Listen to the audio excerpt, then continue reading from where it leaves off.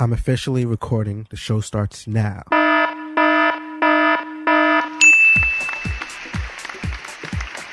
Hola, this is Stefan McMillan. And Justin, y'all better leave Mariah Carey alone, Watson. You're listening to episode 12 of Exposure, a half-hour sit-down with some of online's newest and exciting content creators. And today's guest is Roux Harbour. And let's start the show.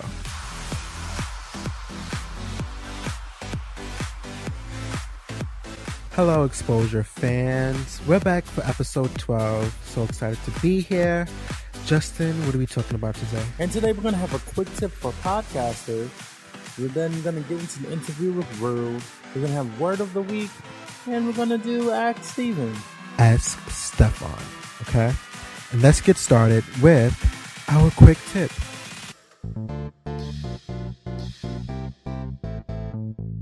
And today, guys, for our quick tip for podcasters, we're going to talk about joining different podcast directories. Right. It's exactly like the Exposure podcast. We're on multiple platforms. Now, I wouldn't call myself an expert on podcasting. I'm still learning, but I read a lot about podcasting. I listen to podcasts about podcasts. Danny J. Lewis, School of Podcasting, Audacity to Podcast, the Podcast Method. Some more about SEO and all of that. And what I've learned is this, it's a simple thing. Podcasting directories. And a directory is just a place where you can put your podcast on. iTunes is a podcast directory. And it's a simple way to broaden your audience. Of course, the number one is iTunes. Number two is Stitcher. And it's just a way to put your stuff out there. Think of it at like TV. It would be like putting your show on different channels. So like for us, we're on UK directories, Australian directories. We're on TuneIn, Castroller. I found some other ones that are obscure, and I think it helps in the long run. Oh, we're international? If you can get one person, one subscriber who's from some obscure place, or it doesn't have the capability to get iTunes, or maybe they don't like iTunes, at least you're still able to get that one subscriber, even if you can only do it for one person. It doesn't take any extra steps besides adding. Once you add yourself to the directory, that's all you need to do. There's no more extra steps. You don't have to continuously go back. They all look just like iTunes. They all just read the feed. Okay. So all you have to do is a simple Google search. Just go, okay, Google. And, you say podcast directories. And then you'll add yourself to the podcast. If you see some of the lists may be dated. Like, I don't think BlackBerry is around anymore. I don't think Zoom is around anymore. So you may see some dated ones. Or you can use Siri. I feel like that's more efficient. Now, being on multiple platforms also... Who is Siri? I'll tell you later. Being on multiple platforms does help with SEO as well, right? I would say so, because you become more searchable, your accessibility increases. And also, if you're on a bunch of directories, each directory has its own search engine listing. So like when you search Exposure with Stefan McMillan and Justin Watson, sure, we're not big enough to dominate just Exposure or just Exposure podcast, but you'll get us on Castroller, us on TuneIn, you get us on Shout Engine. Like you'll get us, or you get our blog, you'll get us. We dominate the first couple of listings on the search engine. And as important and as big as iTunes is, I feel like it's easy to get lost in the shuffle if you're a smaller podcast. So something like Stitcher or TuneIn definitely helps you stand out in the crowd. And you don't want to limit yourself. You don't want to limit your potential, limit your growth by closing off markets. Like I honestly, like, if of course there's going to be some people that probably like our show, we're more geared to content creators. Of course, auto mechanics may not want to listen to our podcast, but I would still rather be in a directory, even if there are large amounts of auto mechanics in that directory. Someone still may give us a shot, and they may still like us, despite us not being the niche they necessarily want. And we were right back with the interview with Roux. She's going to be sitting down with us, and we'll have a little chat with her.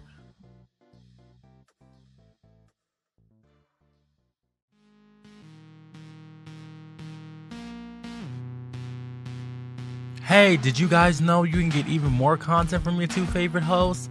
Just go to YouTube and search Slowlist Network. You can catch our reviews of popular shows like Bloodline, other podcasts, and full episodes of Exposure. Don't forget to subscribe.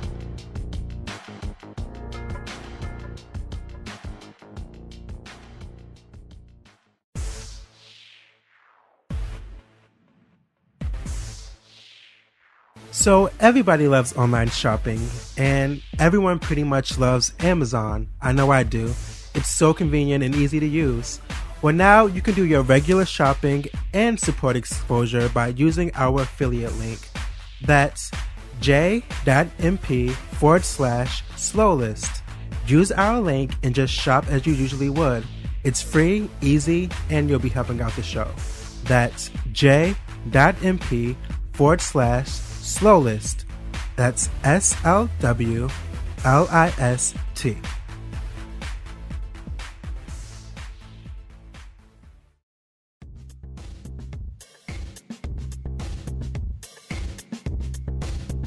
Hi, I'm Thorne from www.youtube.com/THRNEM8, and you're listening to Exposure.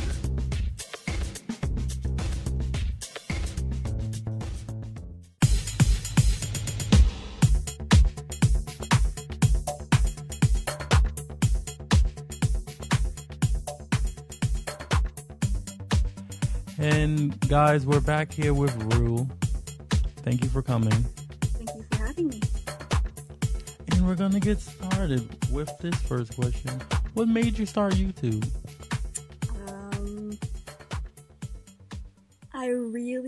I'm really interested in acting, and there wasn't a lot of opportunities where I live, and so YouTube was more of a natural. Well, that's a place where I can express myself through acting and have fun with that. Cool. And your name, where did you come up with your name? Well, I kind of didn't want to have a name that had a lot of letters, numbers behind it. I wanted something unique. So I just thought of Roux because I love that word. I think there's an artist by that name, Roux. I think she. And Harbour, because that's another word that I just like the sound of. So they just came together and became the name I chose. You play a lot of characters. How do you prepare for a video? I generally just how my mind works. I think of something funny throughout my day, and I'm like, I want to film that. And then try to take inspiration from national holidays and fun facts. If there's something special about a day, try to make something funny that is related to that. And I just load my camera and then I just try out what I've been thinking in my mind. Yeah. So, do you have any advice for someone who hasn't started yet and wants to start doing YouTube? Just have fun with it. Don't care about what people think, and just do what you think is funny and what you enjoy. That's what it definitely. And do you think that there's any essentials they need? Well, you'd need a camera. Yeah. Or you could do just a slideshow. Of course, you could with stuff you make. But for me, a turning point was when I got myself a camera that has the screen that you can flip around.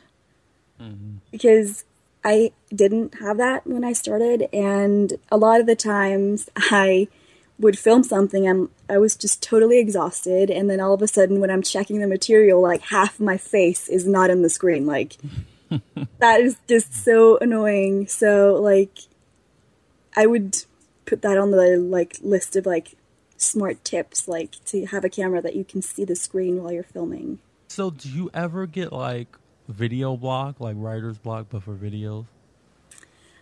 I sometimes, like, in the middle, because I usually do, like, seasons, or, like, almost, like, I do, like, a week full of videos, and then in the middle, I have this tendency, and I know it's, like, not good, but I have this tendency of going, oh no, and all of a sudden, I just don't want to do it, and I know I have to, and I just feel really bad, and I just don't know what it is. It's just, like, this, you get into this slump of, like, oh, I don't have the energy. I don't have the energy. And just, yeah, it's one of those. I've been there before. I think it's something about YouTube. It's just that the schedule of a YouTube, like making that schedule and knowing that you have to keep to it makes it. It just I don't know if it demoralizes, but it's just like you're like when you don't have a schedule, it's like, oh, okay, I can do a video, and it's like, oh, I need to make this video. It's like, yeah, I don't know. I think I've always been like this though. Like if I look back on homework and stuff, if I had to do it and was like due tomorrow, I was like, oh, I don't have the energy. Yeah, I do the same thing. It's just, I mean, I do good work under pressure, but it's just like, you can give me 3 years to do an essay, and I'll still do it the night before. Yeah, I used to do that too. Like, no, I'm just going to do it later. And it's like, oh my God, I have to go to sleep soon, and it's like due tomorrow. Oh shit. And like, oh no. What are some things you do outside of YouTube? I love animals. Just hanging out with my pets. I'm such an animal person. I have 2 cats that I love. And, just hanging out with my friends, just, regular stuff. I also do my own costumes sometimes. So I make props. So do you have a top 3 of your TV show, like top 3 TV shows? Definitely. Grimm. So I'm such a fan. I'm like, literally, when I see that is like a new episode of, like, I'm like literally my toes curling, and I'm like, oh my god, and, like literally like pitched high, like I get this weird noise that I just never ever make, and it's like just so exciting because the plots are just like, it just so awesome, and I'm like, oh my god. So that is totally in my top 3. Also, Bob's Burgers, if you've seen it. I've never seen it, but I've heard of it. It is so funny. I just love it. It's just hilarious and just so my type of humor. So I'm just hooked on that. Third, my third TV show. The Originals is one of my favorite shows. I haven't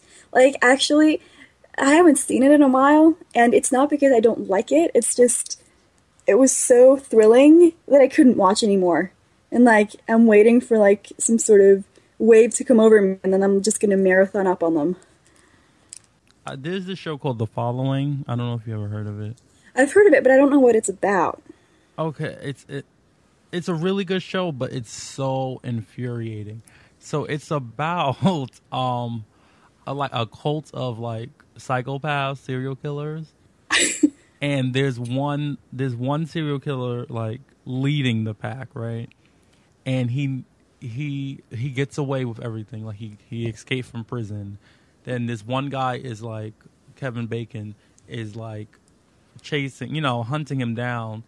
He set this cabin on fire. The killer made it out of that alive. It's just crazy. But it's infuriating that the entire FBI is searching for him and just can't get him. And you know where he is all, like, the whole time you know where he is? Yeah, we can see where he is. Oh, that is so annoying. So it's just like, go get him. Like, and one season they were in a mansion for the whole season. But it's a like good show. sitting there screaming at this like screen like, he's obviously not in that house. Leave. Yeah. It's American Horror Story is kind of the same way.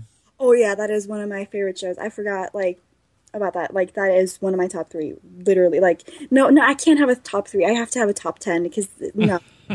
And like it's not in any order. It's just I'm such a fan. I watched season 1 of that. I think the first season was the best one. So, like, and also the one where they're like locked in a mental institution is pretty good. Like, it's creepy. Like, it really freaks you out when you watch it because then it's like, oh my god, she's not even insane. Why are they locking her up? Like, it gives you like this paranoia. Like, oh my god, that could totally happen. Like, you're totally sane, and it's like, no, you have to be locked up. Get on the straitjacket. I need to watch that because one of my biggest fears is like either being like arrested for something I didn't do, or just being in captivity for something I didn't do.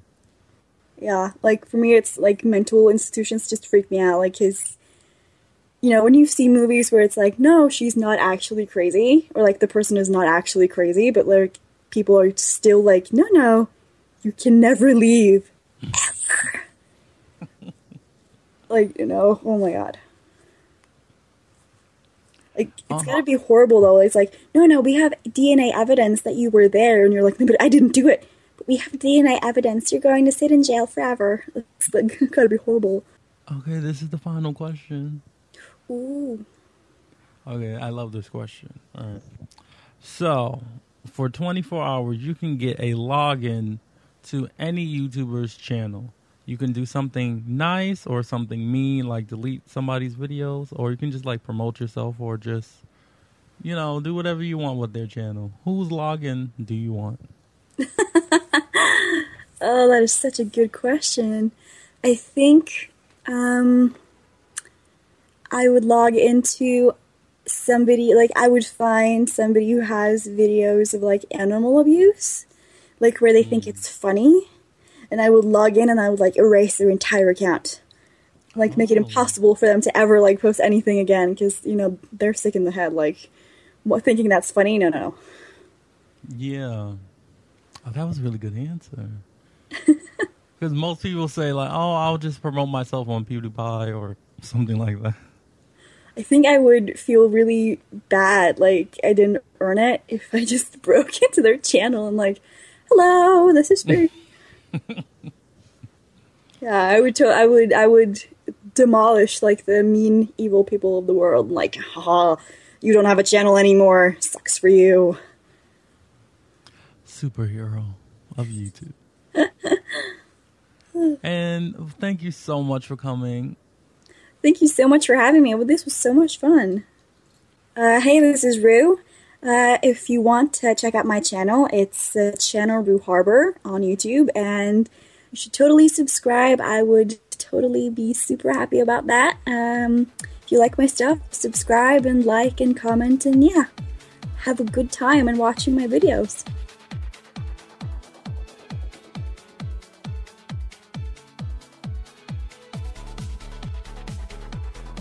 Hey guys, it's Stefan. Hope you're enjoying the episode so far. Justin and I are now making it easier than ever to get your exposure fix. Along with YouTube and iTunes, you guys can now check us out on TuneIn, Cast Roller, and Double Twist. Just search Exposure with Stefan McMillan and Justin Watson. And now, back to the show.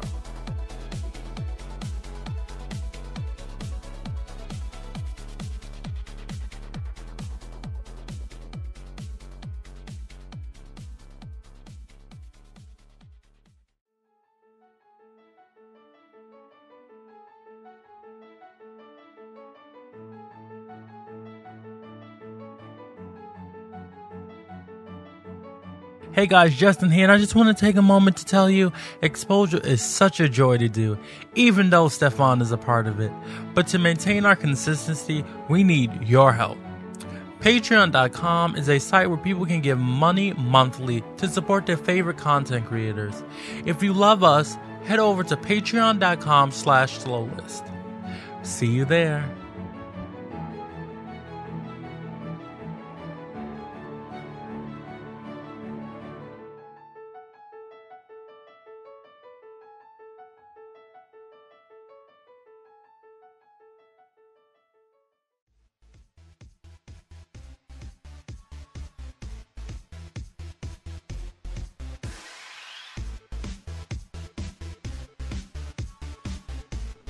Hi ho, folks. This is Turwinkle of the Adventures of Turwinkle, the gnome mage at youtube.com/PalmerBomber1, and you're listening to Exposure.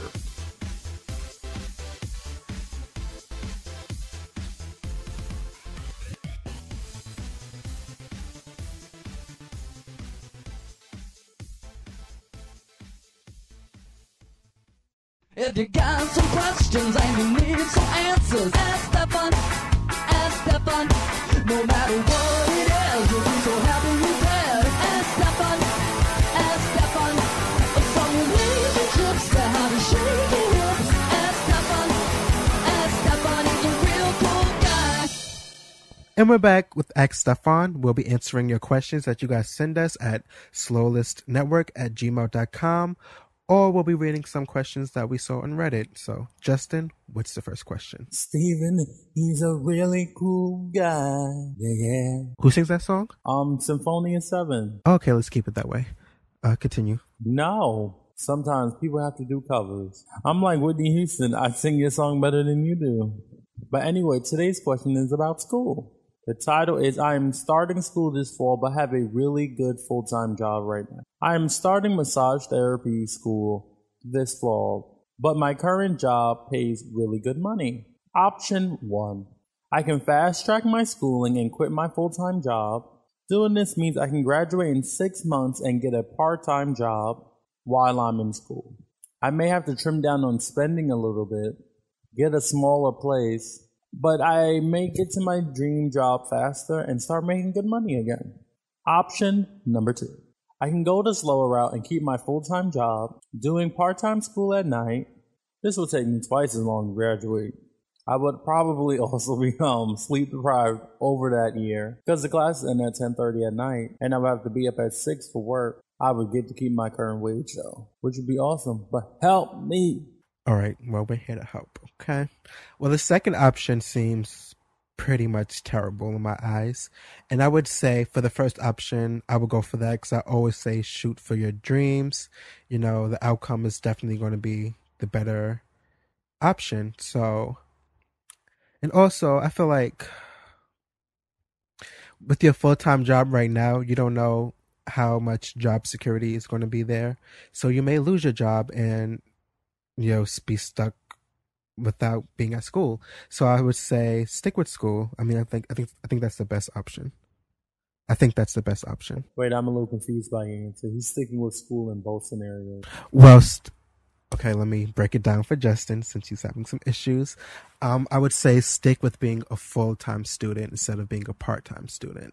If it's really only 6 months, option 2 only takes about a year, double the time, Plus the other variables of... Okay. And at least he could save money because he'll still have his original job and an original wage.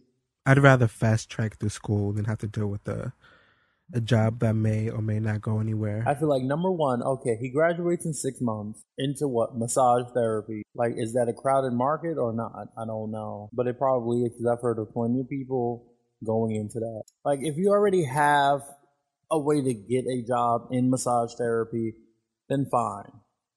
Like if your aunt owns a massage therapy place and she's gonna guarantee, you're guaranteed a job. All right, I get it. If you don't have a job waiting for you, don't quit your job. How do you know you're gonna get a part-time job? How do you know you're gonna survive off the wage of that part-time job? And you're gonna find a new apartment, a smaller place. How do you know you're gonna find a smaller place? Option 1 has too many holes. There's too many missing variables. There's too much stuff there's so much extra you have to do. You gotta move. You gotta cut your life up. Like, just for an extra 6 months. At least with option 2, you have definites. Like, you already know about your job. You already have that job. You You already know you're going to school. And at least you can have a decent job until your dream job comes along. I'd rather, I personally would go with option 2. And for my reasons, and I guess Justin will go with option 2. For his reasons, I think both are comparable, or they have the pluses and their minuses. So, I mean, I think you could take our advice and figure out which one would be best for you. I will say school's a drag, so that is a bonus for option 1. If we could all get out of school in one day, everybody in the world would be at that university for 24 hours straight. Right. All right. Hope that was helpful. And if you have if anybody has a question that you want us to answer, send it on over to, I'll say it again, slowlistnetwork@gmail.com. That's SLOWLIST network@gmail.com.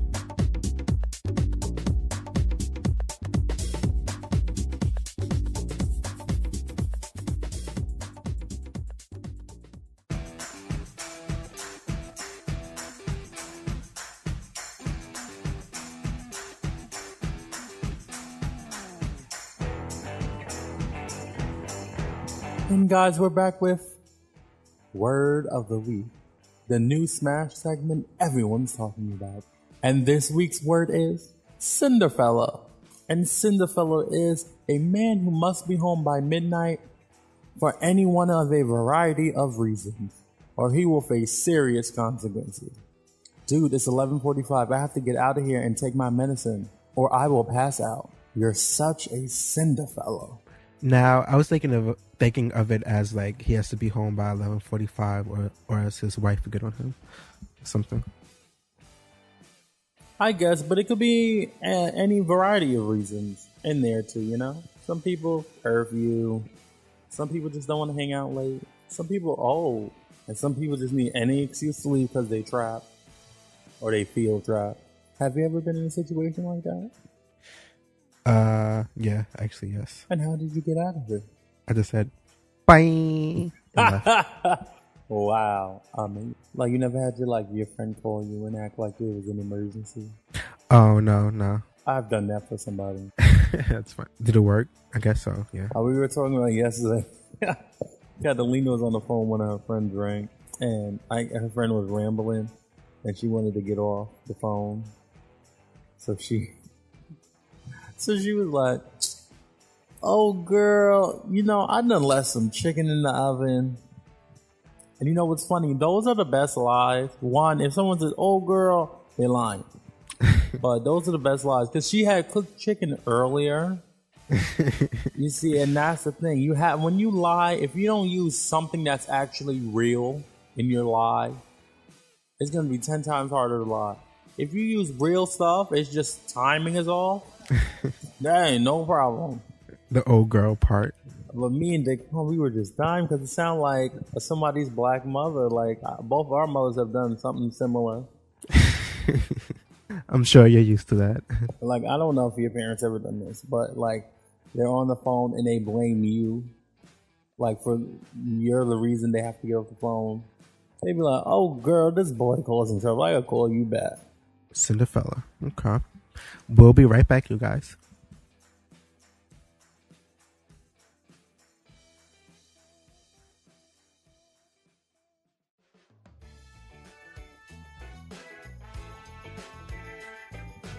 We have reached the conclusion of our show.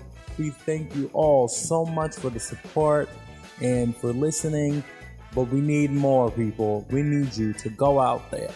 Go to patreon.com/slowlist and donate some money so we can keep going. We need y'all to go to iTunes or whatever platform you're listening on and leave us a rating there. 5 stars. You can leave us a review too. If you want to hear more content from us, you can go to youtube.com/slowlist in your face. That's INYA face. Thank you so much for our guest, Roux Harbour. That's OUX. You can find her on YouTube. Just search her up. And if you want to be a guest, or you want to send us a word of the week, or you want to send us an Ask Stefan, You can do that by going to our blog, exposurepodcast.blogspot.com, or send us an email at slowlistnetwork@gmail.com. Thank you once again, everyone, for listening, and we'll see you on the next episode of